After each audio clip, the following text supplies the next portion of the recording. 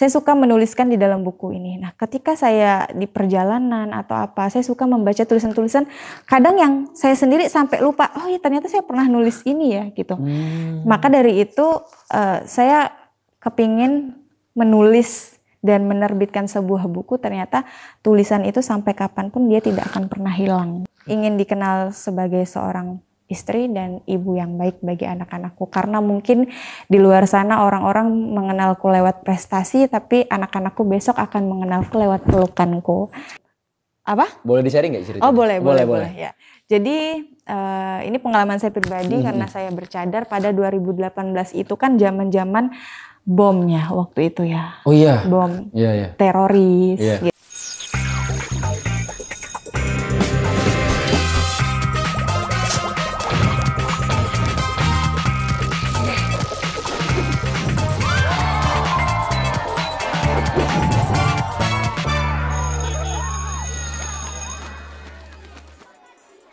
Assalamualaikum warahmatullahi wabarakatuh. Selamat datang di Ruang BK bersama saya Valdo dan di sebelah saya sudah ada Akila. Tepuk tangan dulu dong. Assalamualaikum. Halo, waalaikumsalam warahmatullahi wabarakatuh. Gimana Akila kabarnya? Alhamdulillah sehat, perjalanan cukup panjang ya tadi ya, Cukup dari panjang, Jonggol ke dari sini. Gimana?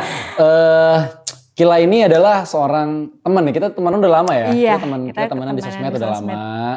Dan ini for the first time akhirnya kita dipertemukan di podcast. Betul. Gitu. Udah lama banget, dari tahun 2000 berapa gitu 2022 kan. kayaknya. 2022 ya? Enggak, 2020. Ini 2020 malah ya? Iya, 2020. Awal-awal pandemi gitu iya, kan. Bener. Ya. 5 tahun kenalan terus dari yang tadinya aktif banget nih.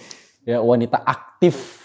Nggak mau diem di rumah kayaknya kalau ngeliat postingannya, kontennya tuh jalan-jalan mulu. Kemana gitu, ke pesantren mana. Masya Allah banget lah.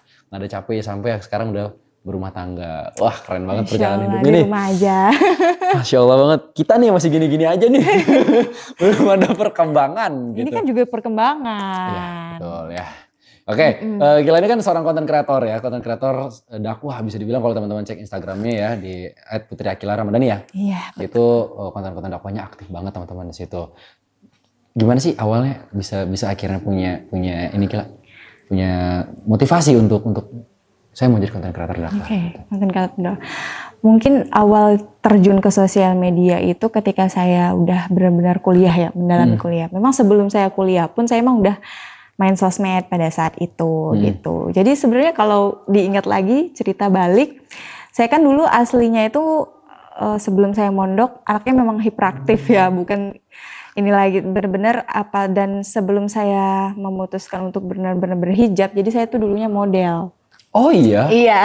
Sempet jadi model? Iya, saya sempat jadi model, terus penari, dancer, kayak gitu. Wow, ini fakta loh. Udah lama kenal tapi baru kali ini lo tahu. Yang banyak orang mungkin nggak tahu. Jadi mungkin kalau followers selama saya, mereka tahu saya yang dulu seperti itu dan nggak mudah bisa berada di titik ini gitu kan. Iya. Jadi saya tuh dari kecil hidup sama 2 orang tua yang pemikirannya berbeda.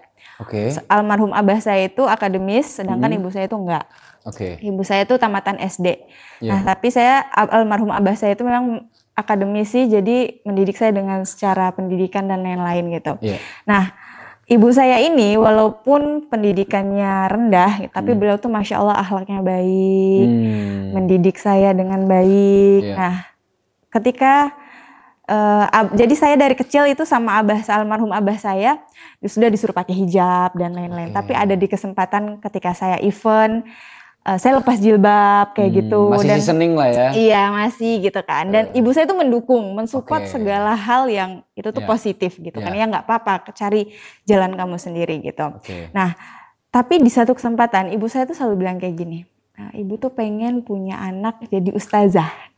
Ibu saya tuh bilang kayak gitu. Tapi pada saat itu dia selalu mendukung aktivitas-aktivitas saya. Entah saya jadi model, saya ikut lomba-lomba, entah saya jadi dancer, penari pada saat itu. Tapi ibu saya bilang, ibu pengen punya anak yang jadi ustazah. Dua orang tua. Ibu saya. Iya. Terus kalau almarhum abah saya, ketika maksa saya mondok pada saat itu, saya nggak mau. Almarhum abah saya tuh bilang gini, abah tuh kenapa maksa kamu mondok? Karena saya kan anak tunggal ya, anak satu-satunya. Abah itu pengen ketika abah meninggal nanti, anak abah itu bisa mendoakan abah. Wow.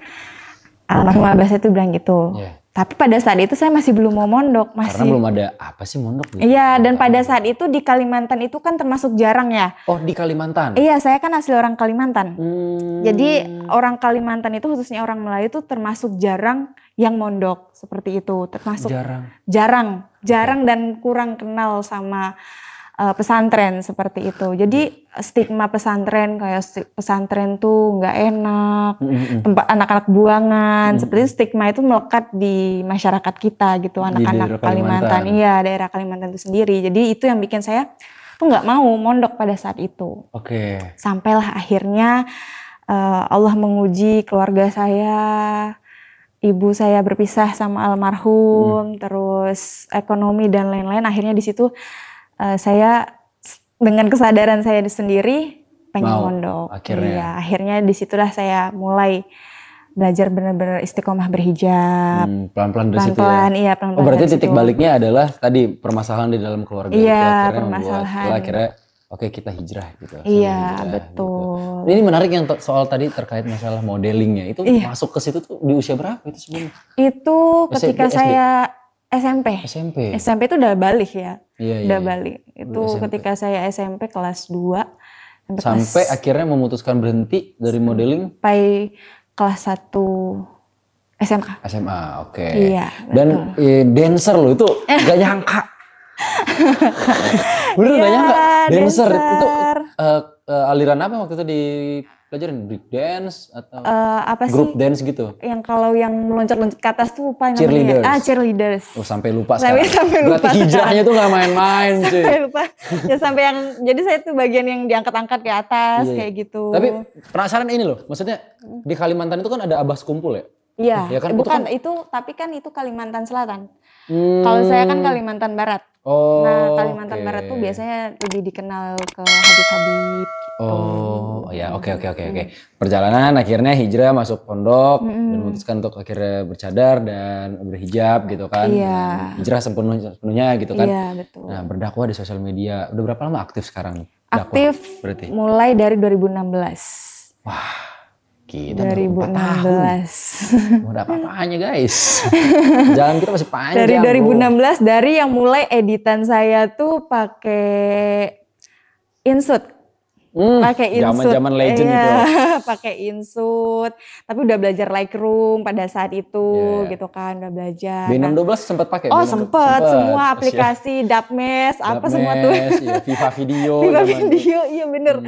Bener-bener udah menjelajahi ya pada saat itu. Nah, sampailah akhirnya ketika saya udah selesai sekolah, saya kuliahnya pengen jurusan apa ya gitu kan, nyari nih gitu. Gimana pada saat itu, saya senang nih ngedit-ngedit gitu kan. Gimana bisa mengasah tapi tetap mendapatkan ilmu juga gitu. Jadi jurusan yang diambil adalah? Komunikasi penyiaran Islam. Komunikasi. Kelihatan memang anak komunikasi. Sesama anak komunikasi kita. Jadi lebih banyak ngobrolnya ya. Iya memang. Jadi gampang beradaptasi, gampang berbaur. Nah, Kila kan sebagai akhwat ya, sebagai perempuan gitu kan. Berarti kan ada tantangan tersendiri dong ya kan. Apalagi kalau misalnya kita bilang kayak misalnya nih. Ada sebagian orang tuh yang mengatakan kayak perempuan itu kayaknya gak usah main sosmed gitu. Karena takut nanti terlihat wajahnya gitu kan dan lain sebagainya gitu kan. Iya, Banyaklah wanita tuh sensitif sama aurat gitu kan. Jadi banyak yang akhirnya gak setuju sama ketika ada perempuan jadi konten kreator misalnya atau mengekspos dirinya di sosmed kayak gitu-gitu kan. Ada gak tantangan-tantangan kayak gitu-gitu? Ada banget. Makanya hadirlah buku perempuan ini. Nah, masuk ke sini kita ya. Makanya hadirlah buku perempuan ini karena berawal dari keresahan-keresahan saya pribadi itu sendiri. Terkait tantangan-tantangan selama menjadi pendakwah di sosmed. Iya betul. Dulu saya sempat banget dihujat gara-gara saya masih bercadar tapi upload foto seperti itu. Terus saya bercadar, berupload foto, terus saya traveling kemana-mana tanpa mahram seperti itu. Nah itu saya banyak banget dapat hujatan di situ. Akhirnya dari keresahan-keresahan itulah saya mengumpulkan pemikiran-pemikiran ya, sehingga melahirkanlah buku perempuan ini.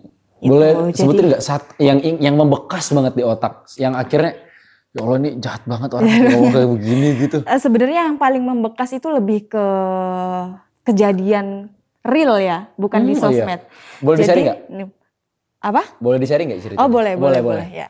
Jadi ini pengalaman saya pribadi karena saya bercadar pada 2018 itu kan zaman-zaman bomnya waktu itu ya. Oh iya. Bom Iya. teroris gitu kan. Sehingga orang-orang masyarakat sekitar khususnya Jawa Timur di mohon maaf pondok pesantren lingkungan saya itu kan termasuk awam tentang orang-orang bercadar. Masyarakat di sana sangat kurang ya.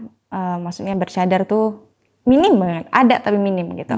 Nah, sehingga ketika saya datang dengan pakaian saya, mungkin pada saat itu saya masih belum menyesuaikan juga gitu kan. Saya belum beradaptasi karena pada saat itu saya datang benar-benar pakaian yang serba panjang, tertutup, bahkan sampai pakai niqab kayak gitu. Jadi yang kelihatan cuma mata doang ya gitu kan. Nah, sempat di saat itu ketika saya pulang kuliah, saya ingat banget saya mau beli makan. Mau beli makan, mampirlah saya di salah satu warteg dekat kampus tapi di pinggir di luar gitu. Tiba-tiba si ibunya tuh bilang gini, enggak ada, enggak dijual. Pada saat itu saya masih belum mengerti bahasa Jawa. Pada saat itu beliau tuh ngomong pakai bahasa Jawa, intinya beliau tuh bilang enggak ada, enggak jual gitu. Terus sampai iya, Raona gitu lah pokoknya kan. Terus sampai abis itu saya tuh diteriakin teroris. Astagfirullahaladzim. Saya tuh diteriakin teroris sampai diusir. Iya. Itu tuh benar-benar titik terendah saya pada saat itu.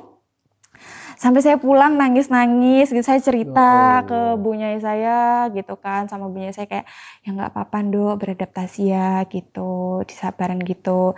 Nah sama satu lagi kejadian yang nggak pernah saya lupa ketika saya dizolimi sama salah satu teman saya di kampus.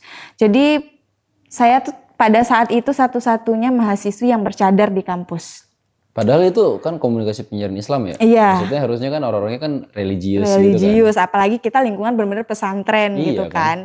Benar-benar seharusnya bisa lebih menerima. Tapi ternyata pada saat itu kurang diterima. Kurang diterima keberadaannya. Dan alhamdulillah sekarang udah sangat-sangat welcome ya karena ada keberadaan saya pada saat itu. Nah, pada saat itu jadi ada satu teman saya cowok kampus, satu asrama juga sama kita. Jadi kasarannya dia suka lah sama saya gitu, tapi nggak direspon sama saya pada saat itu. Tapi ternyata jadi tuh dia tuh penasaran kayak secantik apa sih saya tuh sampai nggak ngerespon dia intinya gitu. Sampai akhirnya ternyata dia tuh punya sepupunya tuh deket banget sama saya, satu kamar sama saya.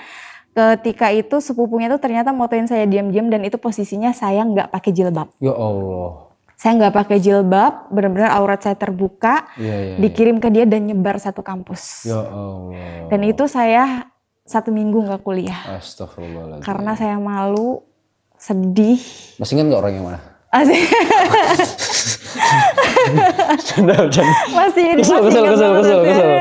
kesel. Ikut kesel denger ya, ikut kesel guys, ikut kesel. Masih ingat banget. Sampai pada saat itu tuh saya mikir kayak apa saya pindah kuliah aja ya, tapi posisinya saya masih beasiswa pada saat itu, jadi saya nggak bisa kemana-mana dan keuangan keluarga juga terbatas gitu. Saya juga jadi nggak punya pilihan ya. Nggak punya pilihan sama sekali. Akhirnya saya tetap bertahan di situ dan alhamdulillah ternyata memang jalan saya di situ. Nah dulu kan itu masalahnya cukup berat ya. Berat banget. Pastilah itu kan urusan kan personal ya, urusan apalagi kita bicara aurat dan lain sebagainya kan, kita ada marwah sebagai wanita juga kan yang harus kita jaga sebagai perempuan kan ya. Dan tersebar gitu tanpa yang menyebarkannya juga kayak nggak ada dosa gitu, rasanya kayak ya udahlah gitu. Buat yang penasaran gitu kayak gitu, kesel banget sih itu kayak gitu-gitu. Iya parah. Ya Allah ya semoga dia diberi hidayah ya. Dan sekarang mungkin semoga bisa jadi lebih baik ya, kayak gitu. Amin. Kita doakan saja yang terbaik untuk dia. Iya betul. Alhamdulillah ternyata dari banyaknya perjalanan-perjalanan itu Allah memberikan kehidupan yang sekarang yang jauh lebih baik. Yang jauh lebih baik. Ya, itu dia. Oh, kayaknya udah bagus itu ya? Udah habis belum? Belum ya? Udah bagus kayaknya buat konklusi enggak ya? Nah, akhirnya perjalanan dakwah di sosmed nih. Dari yang followers, kita bicara angka followersnya kan akhirnya bertumbuh, naik dan naik gitu. Karena itu konten apa yang kira-kira langsung naik gitu? Yang naik itu pada tahun 2022 konten podcast. Asumsi? Iya, asumsi bersuara. Iya. Itu dari yang awalnya followers Instagram saya 10.000, langsung jeder ke 40.000. Oh iya? Iya. Berarti sempat ada yang viral satu episode gitu. Apa emang dari YouTube viral ke Instagram? Dari YouTube viral ke TikTok terus ke Instagram. Oh, Gitu. yang mana sih? Masih ingat gak? Yang sama podcast Yaya Baabut. Wah, gak kenal lagi. Belum kenal. Tapi itu akhirnya titik baliknya di situ. Iya, titik baliknya di situ. Titik Jadi baliknya di situ. viralnya di situ, di podcast itu. Ya, terus akhirnya naik terus. Nah, iya. ini kita bicara soal perjalanan buku perempuan tadi yang sempat disinggung ya. Kita bicara soal buku perempuan. Ini udah berapa lama Cilah nulisnya? 2 tahun. Nulis 2 tahun. Nulisnya itu ya. Gimana sih cara nulis buku itu? Penasaran gitu. Penasaran tuh. Ada orang tuh bisa gitu bikin buku maksudnya. Orang itu terkadang bisa menulis ketika pertama dia patah hati, kedua dia jatuh cinta. Dan saya salah satu orang yang patah hati. Jadi saya menulis buku ini pertama dalam keadaan saya gagal menikah tahun 2022. Jadi 2022 lalu itu sebenarnya saya udah sempat berencana menikah di bulan Desember, qadarullah di bulan Oktobernya digagalkan dari sebelah pihak. Dan itu kita udah persiapan, maksudnya kayak udah booking gedung dan lain-lain, udah ngurus surat dan lain-lain gitu. Nah itu benar-benar patah banget sih di saat dari itu. Memang katanya karya seni yang hebat itu lahir dari jiwa yang patah hati. Iya. Gitu. Itu karena tulisannya jadi jujur. Iya betul. Dari hati sampai ke hati. Nah itu dia. Oke. Ini 2 tahun nulisnya. Nulisnya setahun ya, kurang lebih setahun. Nulisnya setahun. Iya. Setahun lagi? Setahun lagi yaitu proses penerbitan yang nggak jadi-jadi itu. Oke, iya. Iya. Nah, boleh ceritain nggak? Ini mungkin buat teman-teman yang pengen beli gitu kan. Iya. Ini isinya apa sih sebenarnya? Isinya itu yang pertama ya, kenapa aku memberi judul perempuan? Iya. PR-nya itu di tanda kurung, Iya. karena itu adalah tentang tugas-tugas semua perempuan yang nggak pernah usai. Makanya filosofis.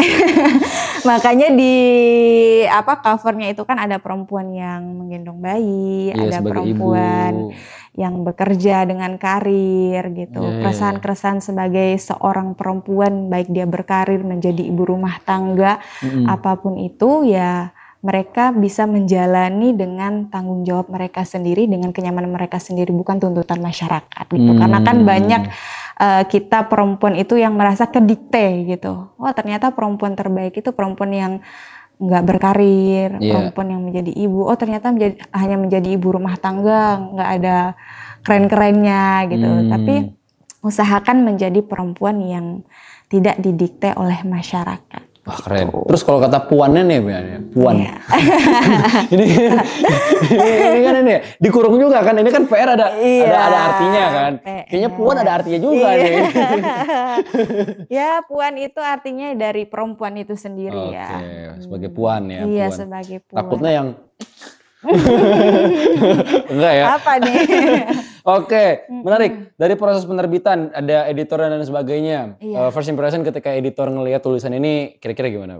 Wah, bagus. Karena editornya yang penerbit ini, pertama editor dari penerbit pertama kan laki-laki, sehingga kurang mungkin meresapi dan mendalami ya dari tulisan ini, sehingga saya nggak relate nih. Iya, kurang relate sehingga dia merasa jadi dia lebih banyak mengkritisi tulisan saya. Kayak kan di situ ada beberapa part kayak saya nulis tentang apakah perempuan itu wajib bisa memasak seperti itu kan. Jadi kayak ini mah keresahan dia sendiri karena nggak bisa masak dan lain-lain gitu. Tapi ketika udah ganti penerbit dan editornya ini perempuan, justru dia dapet banget dan deep banget di tulisan ini. Ternyata kamu benar-benar dan mohon maaf editor saya yang ini kan janda ya. Posisinya beliau janda dan benar-benar ada part juga yang deep banget sama beliau. Ternyata kamu benar-benar bisa menyuarakan suara hati dan hak-hak perempuan lewat buku ini gitu. Jadi dari situ dia semangat banget ngeditnya beliau. Pengen tahu sih sebenarnya. Jujur ya, dari dulu tuh sebenarnya ada cita-cita juga sih pengen jadi seorang penulis buku gitu kan. Karena cuman bingungnya gini loh, nulis buku itu tuh gimana sih nulisnya? Nulis aja sih. Iya maksudnya ini laptop nih. Jadi kita praktek nih, misalnya ini laptop nih. Laptop, tulis. Apa yang ditulis? Ini kan kalau kayak gini kan kayak ada tulisan-tulisan kayak gimana ya? Kayak misalnya Ya tulis apa yang ada di pemikiran kita. nih kayak gini-gini nih. Ini bagian dari tulisan juga. Iya, itu juga tulisan. Jadi apapun yang ada di pikiran kita, maka bisa kita tuangkan sebagai ide-ide tulisan. Nah, nanti kalau kita ke penerbit itu kan ada proses editing. Jadi mereka yang merapikan tulisan-tulisan kita. Jadi memang kita tuh kayak ngirim ini ya dalam bentuk kayak file skripsi gitu gak sih? Iya, File dokumen mentahan gitu, gitu, mentahan. Nanti mungkin kalau di penerbit kan mereka pasti ada bahasa-bahasa diksi seperti itu ya. Mereka yang akan menerapikan tulisan-tulisan kita. Oh gitu. Kayak gambar-gambar gini bukan Kila berarti kan kalau gambar ini emang editornya kan? Editor gitu. Seru banget ini. Kira-kira di buku perempuan mungkin coba 3 hal kali ya, 3 hal deh. 3 hal dari buku perempuan yang menurut Kila kayaknya ini best banget poinnya. Poinnya ya. Iya, 3 poin yang best banget di buku ini. Kalian bisa dapat insight yang lebih, pertama kalian bisa mendapatkan pemandangan dan pemikiran yang lebih luas lagi tentang perempuan itu sendiri. Jadi kalian bisa tetap bertumbuh, berkembang, nggak stuck di situ aja, dan kalian bisa hidup jauh lebih nyaman dan tenang, nggak didikte oleh masyarakat. Oke, pertama. Yang kedua? Udah sih itu rasaku udah lumayan mencakup. Itu satu itu berarti ya. Iya, udah intinya adalah perempuan semua. nanti ketika setelah baca buku ini dia akan lebih luas lagi wawasannya dia. Lebih luas lagi. Dan dia bisa lebih mandiri. Mandiri dalam artian ketika orang berkata kayak makanya jadi perempuan seperti ini, makanya jadi perempuan seperti itu. Dia bisa lebih mandiri dengan pemikirannya sendiri. Karena oh iya ternyata dalam buku perempuan ini aku bisa tetap berkarya dan beraktivitas sebagaimana mestinya yang aku inginkan. Dari sekian banyak alternatif karya yang bisa kita tuangkan ya, ada buku gitu kan, ada bentuknya mungkin film gitu kan, apalagi anak komunikasi juga kan, ada yang bentuknya konten kayak gitu kan, mungkin sharing di ini gitu kan. Kenapa milihnya buku? Buku, karena sampai kapanpun tulisan itu tidak akan pernah hilang. Jadi saya tuh selalu membawa satu buku ini kemanapun. Jadi saya ketika saya belajar, saya kajian, saya apapun lah intinya, saya selalu menuliskan pemikiran saya yang saya dapat, atau tiba-tiba kita kan kadang random ya ada ide atau apa. Jadi saya suka menuliskan di dalam buku ini. Nah ketika saya di perjalanan atau apa, saya suka membaca tulisan-tulisan kadang yang saya sendiri sampai lupa, oh ya ternyata saya pernah nulis ini ya gitu. Maka dari itu saya kepingin menulis dan menerbitkan sebuah buku, ternyata tulisan itu sampai kapanpun dia tidak akan pernah hilang gitu. Sekalipun mungkin memori kita lupa gitu, tapi tulisan itu tetap pernah ada. Makanya kan ulama-ulama, beliau-beliau itu kan menulis kita agar ilmunya tidak hilang. Agar ilmu tidak hilang. Nextnya mau nulis apa? Nextnya insya Allah mau menulis perjalanan cerita tentang aku dan suami. Wah, gitu. Karena itu juga cerita perjalanannya luar biasa. Beliau itu sudah mengikhtiarkan saya selama 2 tahun. Udah saya tolak berkali-kali sampai beliau ke Jogja, ke Kalimantan, ke Solo gitu kan. Qadarullah 2 tahun beliau mengejar saya tolak. Tapi ternyata kalau sudah jalannya, sudah takdirnya, maka akan dipertemukan di waktu yang tepat. Wah keren banget ya. Pertama menulis tentang pribadinya, perjalanan di masa lalu. Terus lanjut akhirnya perjalanan bersama suami. Wah Masya Allah. Seru banget ya. Doain ya semoga dimudahkan. Masih dalam proses penulisan itu berarti? Iya masih dalam proses penulisan. Target tahun ini mungkin? Target insya Allah tahun depan. Karena tahun ini mau fokus ini dulu kan. Fokus buku ini dulu. Sama podcast, ya podcast juga insya Allah aktif lagi. Nanti. Itu Asumsi Bersuara itu memang yang diundang itu akhwat-akhwat aja ya? Enggak juga sih, enggak juga. Cuman memang lebih banyaknya akhwat gitu. Kenapa lebih banyak akhwat? Karena memang saya pengen kan dari asumsi gitu kan, asumsi bersuara. Saya pengen dapat asumsi-asumsi dari suara-suara perempuan gitu. Karena kan kita sebagai seorang perempuan apalagi di zaman sekarang gitu kan seharusnya yang lebih mudah, lebih nyaman ketika bisa beraktivitas di ruang publik, tapi kita masih ada rasa ketakutan seperti sekarang. Bahkan kita di rumah sakit pun dapat pelecehan gitu. Yang seharus di mana di era modern ini, di era digital, pelindung kita tuh mahram kita udah bukan laki-laki lagi tapi sistem ya, sistem keamanan publik, digital gitu. Jadi itu adalah mahram kolektif kita sebagai seorang perempuan sehingga kita bisa beraktivitas dengan tenang, berkarya dengan nyaman. Insya Allah ya, seru banget kalau nonton podcast Asumsi Bersuara tuh dalam banget itu isinya sebenarnya ya. Itu kan sempat vakum. Iya. Sekarang mau aktif lagi. Iya. Itu kan aktifnya di Jogja kan? Iya betul. Ya kan di Jogja. Terus sekarang mau karena dari Bogor di Jakarta ya kan sekarang mau bikin lagi di sini. Iya, ya, doain. Nanti kita collab ya. Boleh. Lagi ya. Gampang kalau misalnya udah jalan gitu kita Kang bisa aman pokoknya kalau itu mah. Itu juga udah panjang gitu saya pencarian studio dan lain-lain gitu ya. Iya. Project ke depan konten pribadi mungkin Instagram. Iya, konten pribadi. Terus nanti insya Allah di bulan Juni di Islamic Book Fair. Itu saya juga ngisi di sana insya Allah tentang perempuan. Buku. Iya juga tentang buku perempuan juga. Bisa dapetin di mana sih? Di Gramedia ada? Di Gramedia insya Allah sudah tersedia di bulan Juni. Untuk teman-teman yang mau ikutan PO jangan lupa di tanggal 25 April sampai 29 April. Oke. Khusus yang ikut PO. Khusus yang ikut PO ya berarti ya. Berarti ini kan kemungkinan tayangnya itu nanti di bulan Mei ya? Oh iya. Iya. Ya kan syutingnya bulan April udah mepet nih ya kan? Nanti kemungkinan tayang di Mei. Berarti kemungkinan nanti Mei udah ada ya? Sudah ada. Sudah ada di Mei. Iya, sudah bisa didapetin di Gramedia. Oh keren banget. Saya juga pengen sebenarnya nulis buku gini. Kan, nulis lah Kang, nanti saya kenalin sama penerbit. Iya boleh ya, bener ya. Jujur kadang-kadang tuh mikir kayak pengen nulis. Ada banyak keresahan di dalam otak gitu kan terkait tentang santri kok gini sih, santri kok gini gitu kan. Kok santri tuh dikultuskan harus jadi seorang yang nggak boleh berdosa gitu maksudnya ya. Ya maksudnya santri mah sebuah gelar untuk kita orang murid yang belajar di pesantren gitu kan. Betul. Bukan berarti kita jadi sekelas nabi kan yang nggak boleh berbuat salah kan gitu. Semuanya jadi benar semua gitu kan. Jadi ketika ada kesalahan dikit itu seolah-olah kayak nama pesantren itu langsung jelek kayak gitu. Ada banyak keresahan-keresahan itu sih sebenarnya yang pengen ditulis cuman waktu untuk nulisnya yang nggak ada. Ini Kila kesibukan apa aja sekarang berarti? Kalau saya sekarang jadi ibu rumah tangga. Wah iya ya? Sama bisnis. Bisnis apa? Bisnis baju, hijab. Apa? Sama baju dinas. Wah. Baju dinas. Okay. Jarang ya perempuan gak mestinya bercadar gitu kan baju. Gak masalah. Jualnya baju dinas. Gak masalah. Yang penting kan semuanya kan dijalankan dengan niat yang baik. Iya, gitu dia. Itu menarik sebenarnya. Tapi itu ada filosofinya juga loh Kang. Kenapa saya jadinya memutuskan jualan baju dinas. Kenapa? Nah, karena kita ini kan di masyarakat sendiri, Indonesia sendiri ya, terutama perempuan yang membicarakan tentang, mohon maaf, rumah tangga seperti itu, apalagi hubungan ranjang, urusan ranjang seperti itu pasti dibilang perempuan yang nggak baik, perempuan yang berpikiran seperti itu. Padahal kan kita sendiri diajarkan, bahkan kita di pesantren juga diajarkan ilmu seperti itu. Diajarkan gitu. Malah.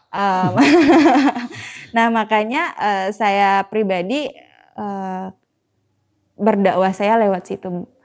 Kan jadi awal saya nikah gitu kan, kan ya belilah baju-baju dinas itu. Tapi ternyata harganya tuh mahal, lumayan mahal gitu kan di 300 up gitu. Nah saya tuh jadi kepikiran gimana sih kalau ternyata perempuan-perempuan yang mungkin mohon maaf ekonominya nggak seberuntung kita gitu kan. Pasti mikir-mikir 2-3 kali buat beli baju semahal itu gitu kan. Nah akhirnya saya dari situ kepikiran gimana kalau saya bisa menghadirkan baju-baju ini tapi dengan kualitas yang bagus dan harga yang lebih murah gitu. Sehingga perempuan-perempuan itu bisa lebih mencintai dirinya sendiri, terus bisa menyenangkan mata suami, hati suami. Karena kata Rasulullah kan perempuan terbaik itu adalah perempuan yang menyenangkan suaminya. Setuju sih kalau itu. Jadi itu adalah salah satu jalan dakwah saya juga dan dari situ juga saya berdakwah dan berbisnis juga. Jadi saya kalau dibilang ambil untung ya pasti ngambil untung ya Kang ya, tapi nggak gede gitu. Jadi dari situ saya menghadirkan baju-baju dinas itu untuk perempuan-perempuan, para istri. Bagi kalian yang belum jadi istri juga boleh banget belajar dari sekarang agar bisa terbiasa memakai baju-baju tersebut gitu kan. Nah bagi seorang istri juga kalau bisa tetap menjaga penampilannya, baik itu di rumah. Kadang perempuan itu kalau udah menikah dia karena ngerasa udah nikah udah laku, ya udah deh acak adu di rumah kayak gitu kan. Ntar suaminya, Iya suami. ketemu istri kayak begini di rumah.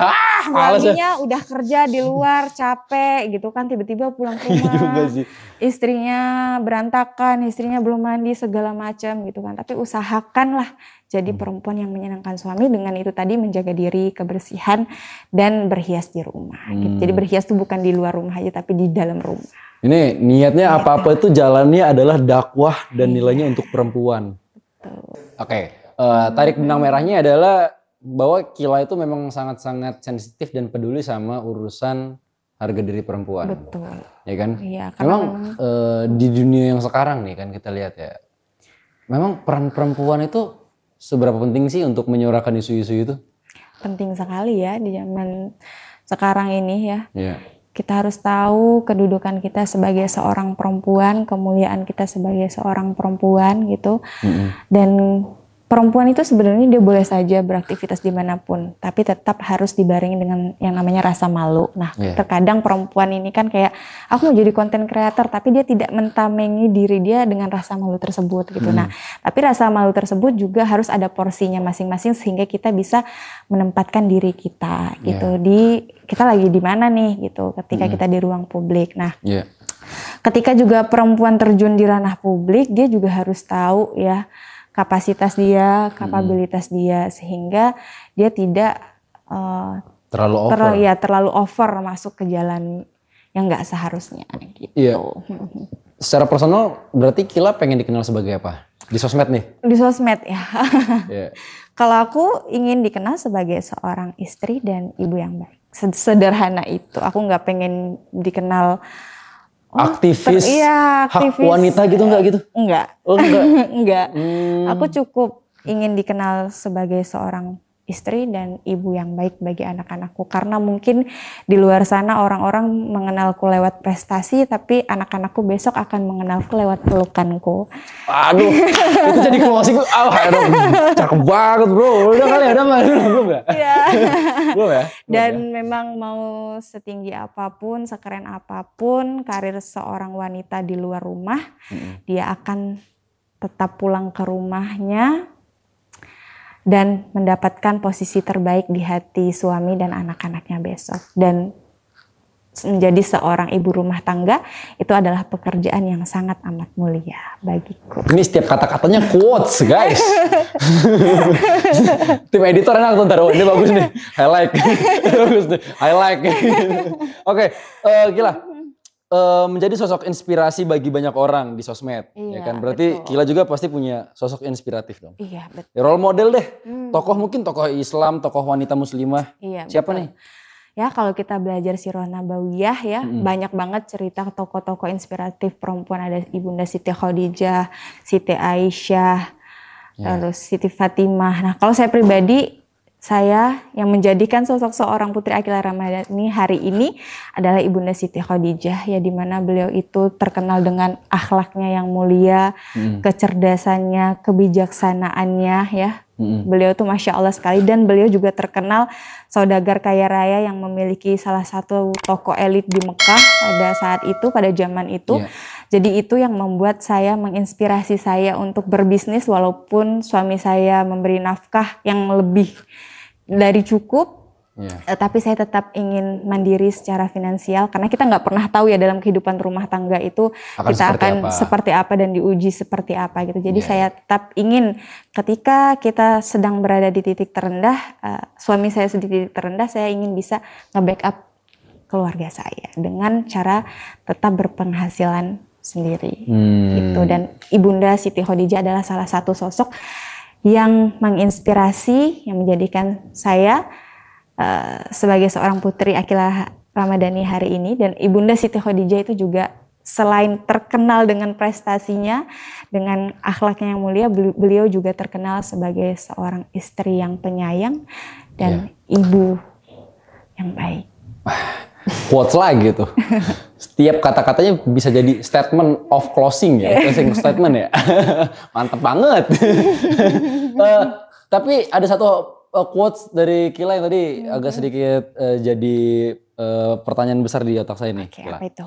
Tadi Kila sempat bilang soal ini, setinggi apapun perempuan di luar rumah gitu kan, karirnya sehebat apapun dia akan kembali pulang ke rumahnya gitu kan, menjadi sosok istri dan ibu gitu.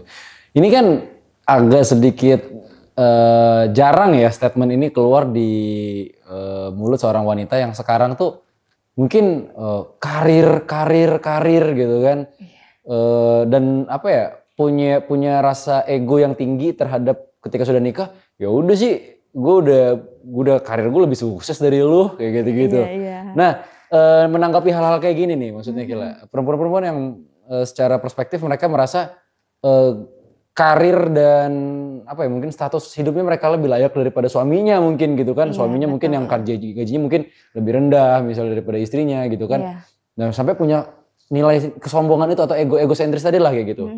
Itu pandangan Kila tentang hal kayak gitu gimana?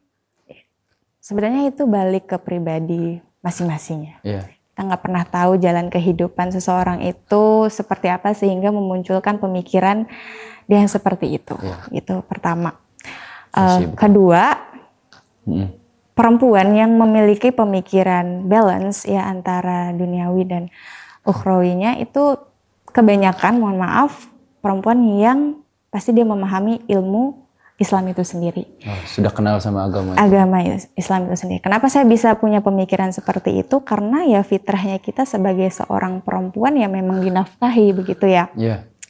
Dan ketika kita menikah gitu, perempuan ya khususnya, laki-laki itu kan egonya tinggi. Betul. Jadi usahakan kita sebagai seorang perempuan bisa memberi makan egonya laki-laki. Dengan cara apa? Dengan cara kita menghargai, menghormati laki-laki dan jangan pernah membikin ego laki-laki itu terluka. Dan salah satu cara membuat ego laki-laki terluka itu dengan egonya kita menyombongkan kesuksesan kita, menyombongkan kelebihan-kelebihan kita, itu akan membuat ego laki-laki terluka sehingga tanpa disadari itu akan membuat keharmonisan rumah tangga itu tidak nyaman gitu. Jadi kalau bisa perempuan-perempuan mau setinggi apapun karirnya, dahulukan ridho suami, itu yang paling penting. Insya Allah kalau suami ridho, yang bagi yang sudah menikah ya, insya Allah kalau suami ridho, maka karir itu juga akan baik, akan Allah ridhoi juga pasti.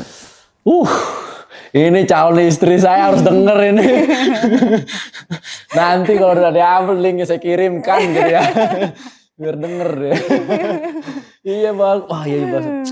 Itu mindset yang mungkin semua orang paham tapi sulit mengimplementasikannya. Iya, betul. Tahu, sebagai perempuan harus mengabdi tapi lagi ego dan perlu belajar tadi yang akhirnya ngebuat ya udahlah kita sebagai perempuan harus gini gitu. Iya, makanya kan kita tuh sebelum menikah laki-laki perempuan tuh harus matang dulu ya secara ilmu, emosional, kalau bisa finansial juga, karena itu sangat-sangat mempengaruhi dari bagaimana kita menjalani rumah tangga tersebut gitu. Terutama emosional ya, emosional baik laki-laki maupun perempuan. Dan perempuan itu kan Allah ciptakan dari tulang iga yang bengkok fitrahnya. Ketika laki-laki memaksakan meluruskan pada bukan fitrahnya, maka itu akan merusak gitu ya. Makanya laki-laki sebelum menikah emosionalnya harus bisa lebih matang. Karena ketika perempuan sudah menikah, mau secerdas apapun dan sepintar apapun, dia pasti akan tetap merepotkan laki-lakinya. Jadi makanya kata Allah, laki-laki itu harus lebih sabar lagi menghadapi yang namanya perempuan. Begitu ya. Begitu ya. Dan itu tuh juga ada di bagian belakang buku perempuan ini, juga ada pesan-pesan yang saya sampaikan buat para laki-laki. Gitu. Berarti kita bisa sebagai laki-laki bisa baca bisa ya? Bisa banget. Gitu saya setuju sih sama pendapat Kila tadi terkait apa namanya, sebelum menikah kita tuh harus mempersiapkan hal-hal tadi ya. Kalau saya tuh punya teori, kita tuh punya 3E. Minimal 3E ini harus kita kita milikin sekarang. Empati, ekonomi, sama emosional. Kalau dari 3 hal ini satunya hilang, bisa jadi nanti yang hubungan rumah tangga jadi nggak kuat. Jadi itu kayak sebuah segitiga yang kita harus lengkapin 3 hal itu. Kalau 3 hal itu udah lengkap, insya Allah nanti hubungan rumah tangganya jadi nice gitu. Iya, betul. Oke, itu kajian pranikah kita kali ini ya.